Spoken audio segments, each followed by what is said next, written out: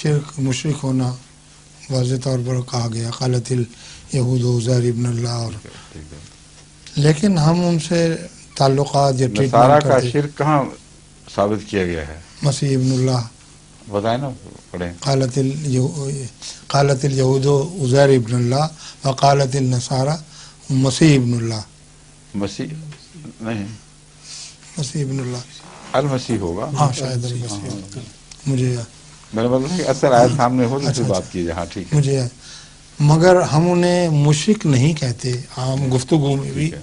اور بلکہ جب ان سے تعلقات کیے ہیں، شادیاں کی ہیں، ہم انہیں پریفرنس دیتے، ترجیح دیتے ہیں کہ یہ اہل کتاب ہے۔ تو یہ فرق کیوں ہے؟ آپ یہ بتائیں، کبھی ملتان دیکھا ہے آپ نے؟ جی نہیں، ہیں؟ تبھی کبھی اجمیر شریف دیکھا ہے؟ نہیں جی، وہاں پہ نہیں۔ دہلی کے بہت کبھی سارے، دہلی دیکھا ہے؟ ہاں دہلی کے تو بہت سارے، ہاں، دہلی کے مزار دیکھے ہیں؟ جی ہاں، وہاں لوگوں کو سجدے کرتے جی دیکھا ہاں، ہے؟ ہیں؟ جی ہاں، تو وہ شرک نہیں ہے؟ بالکل ہے۔ تو پھر کیا مسلمانوں کو مشرک کہہ دیں گے؟ مذہب مسلمان اور چیز ہے، مذہب نصارہ اور چیز ہے۔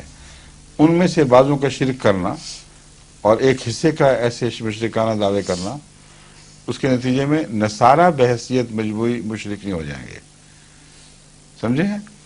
کیونکہ ان میں سے خدا پرستوں کا بھی ذکر فرما رہا ہے قرآن کریم، انہی نصارہ میں سے کہ جو خدا کے ذکر کے ساتھ جن کی آنکھیں بہنے لگتی ہیں جی اور وہ روح سجدہ، یعنی اس قسم کا مضمون نصارہ کی تعریف میں بھی بیان ہوا ہے، جو خدا والے لوگ ہیں۔